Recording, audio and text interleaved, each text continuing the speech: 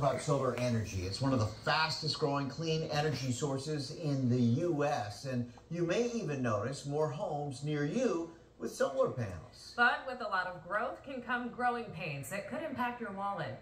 On-your-side investigator Jasmine Turner joining us now with what you need to look out for when you're deciding whether to add solar panels. Jess? Well, Kurt and Makia, saving money has become a big motivator for homeowners going with solar. In 2005, Congress passed a tax credit for residential solar generation.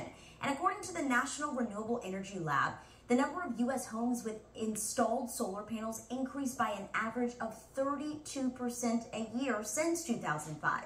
So we spoke to the owner of a solar company here in Richmond to make sure you don't end up spending more instead of saving. This system will likely pay for itself in about 10 years. I don't know what their exact electric bill was before, but it's probably knocking something like 40 or 50% of their electric bill off. For 14 years, Bernie Stanley has been installing solar panels on homes. I think the primary motivation for buying solar right now is to save money. You're looking at a payback period of between 8 and 12 years. That's including a 26% federal income tax credit this year. The founder of Shockoe Solar says with the rise in interest in solar-powered homes is also a rise in customers frustrated instead of confident in their decisions. Yeah, I get a lot of complaints where people will say, I don't even know if this system is working or not.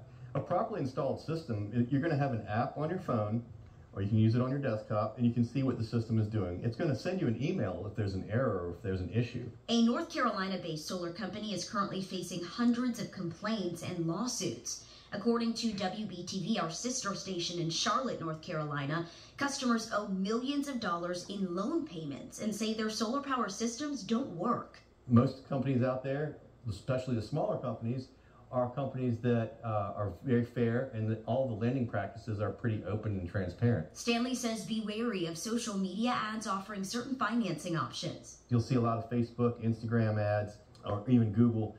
You'll see ads for solar and it'll say, we'll pay you $2,000 to buy solar from us. They're saying, well, you know, you can make monthly payments for, it's only $100 a month, but then you have to do the math and figure out, well, how much am I paying back?